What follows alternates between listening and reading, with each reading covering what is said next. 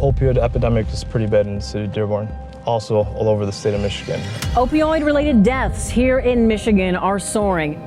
The counties with the highest reported number of deaths are Wayne County. I was shocked to realize that the opiate epidemic had reached the Muslim community. This is a new crisis. In the Muslim community, people were trying to treat addiction at home. My parents were denying that I had a drug problem. It was obvious that I was doing something wrong. Unfortunately, within our community, the failure of the child is automatically taken as failure of the family. Drug addiction has destroyed my family. Here, every parent's in denial, like the amount of ODs that's been going on since 2016. We just got a spike in calls for narcotic overdoses, mainly in the Muslim community. We might have a family tell us it might be a diabetic issue, when 100% it's a drug overdose. These are the last two I will ever allow to put in my body ever again. The biggest anger with the issue was people pretending it wasn't an issue at all. There are many Muslims that never seek help and then ultimately end up dying because of the shame and guilt.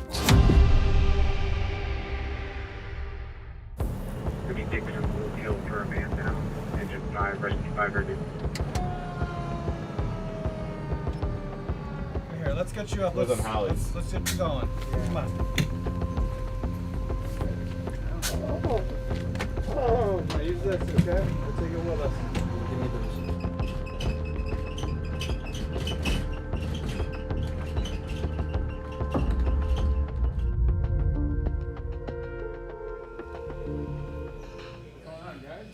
My name is Rabi Darwish. I'm a grateful recovering addict. I also am a part of the Safe Substance Abuse Coalition.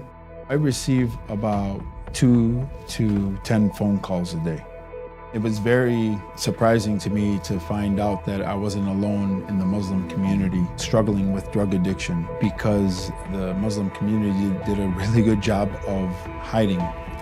The opioid epidemic affected Dearborn greatly. Crime rate went up, the death rate went up. The guilt and the stigma has delayed a lot of people coming out to seek help. And that's very dangerous.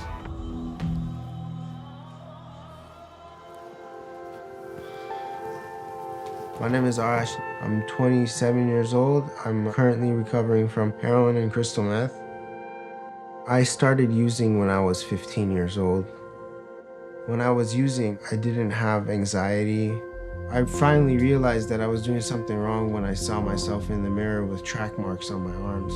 My parents were denying that I had a drug problem because it was embarrassing to the family and it was a, bad look. My family viewed addiction as the devil, and it is the devil, but it's a sickness at the same time. I was sick.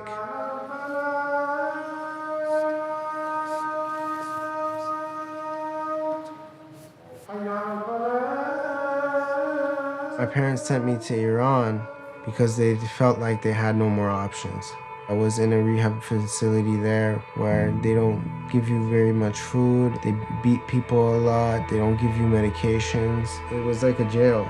I was very traumatized by that experience, and I did not stay clean afterwards. It happens a lot in the community that they send their children to the home country, and it usually doesn't work.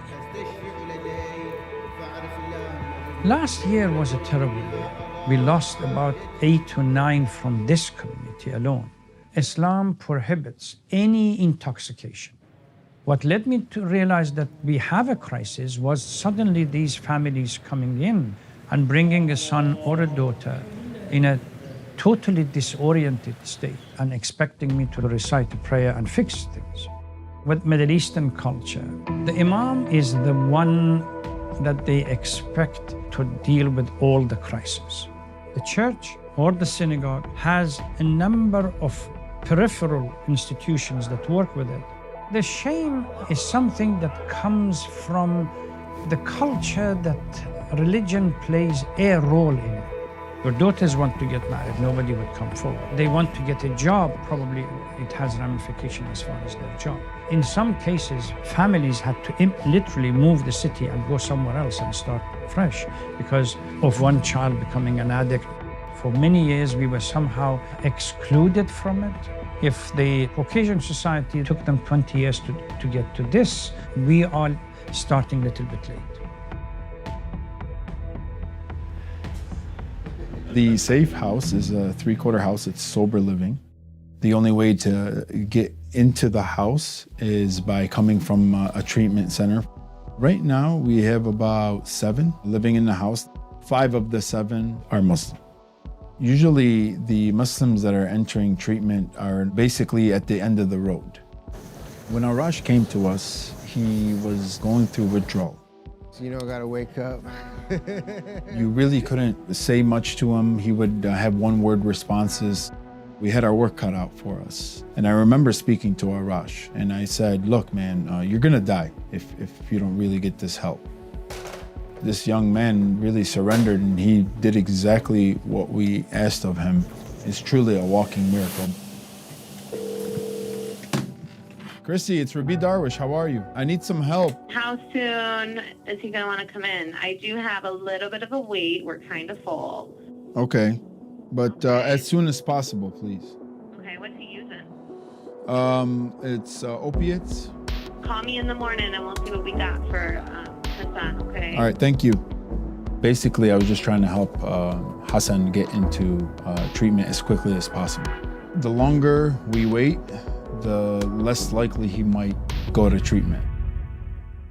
They said that you're gonna have to wait at least 24 to 48 hours. You think you can hold off till then? I've been ready for a while. So many things held me back when I should have never let it hold me back, but there's no excuses anymore. Is your family being supportive in this decision? Not one bit. Really? Yep, not one bit. Okay.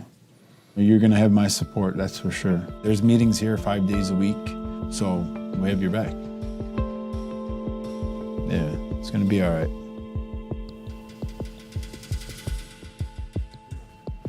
All right, guys, notebooks. Good morning, everyone. Good morning. Okay, thank you everyone for coming today, and thank you for having the willingness and courage to do this meeting. I am grateful that today we can get together as Muslims, because about 10 years ago when I attempted to come into recovery, it felt very lonely.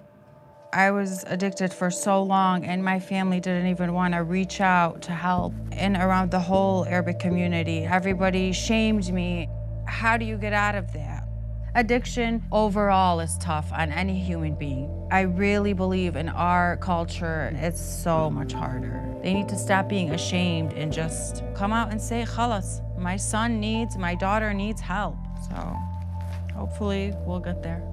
I'm very blessed to go to Hajj this year, okay? This is my 3rd time going to Hajj, and Arash is gonna be coming. Congratulations, man. In our program, if you have a year or more, we have a very generous community of people that go to Hajj and that sponsor others that go to Hajj. Hajj is a pilgrimage. It's one of the pillars of Islam. We visit the city of Mecca, which is the holiest site in all of Islam. For someone in recovery to go to Hajj, it's very powerful because it symbolizes a sense of hope. It kind of, I feel, solidifies one's recovery. So about 6 months of clean time for Arash. I told him that we go to Hajj, and when I said that to him, his eyes lit up. Arash's faith is very, very important to him. You know what? You earned it, man. You earned it. You know, so I'm very proud of you, man. You don't understand. You come a long way. See, I think it's on the full grace of God that I'm sober right now, and I'm, getting my life back together, because I was probably gonna die. 3 years ago, Ali Said and I did an intervention for Haas's brother, and that was our first intervention. And so now we're helping out Haas. I think he's ready to go. I'm on the way to recovery, and today we'll be starting my day 1. It's a 21-day program. Before I left my house today, I actually said goodbye to my sister. She cried and hugged me. I love her to death. I said goodbye to my mom and dad, and I told them how much I love them, and I told them how much I appreciate everything they've ever done for me. I'm gonna get through it. It happened to me. I'm not proud of it. There could be an end. This could stop. Our community is afraid to say something.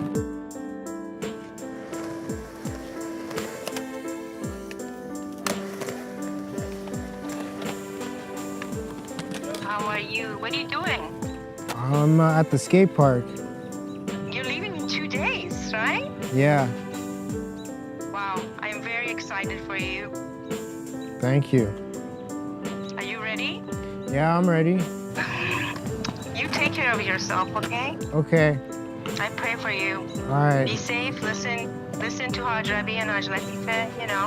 Yeah, مواظب خودت باش. خیلی دوست دارم. I love you so much. yeah, I love you too. Bye-bye. I love you. Bye-bye. When I found out that that was a possibility to go to Hajj, I was really committed to staying clean. We're going to Detroit Metropolitan Airport for my flight to Lebanon, then to Mecca. We're gonna miss you, Arash. You're like our mascot at the house. Thank you.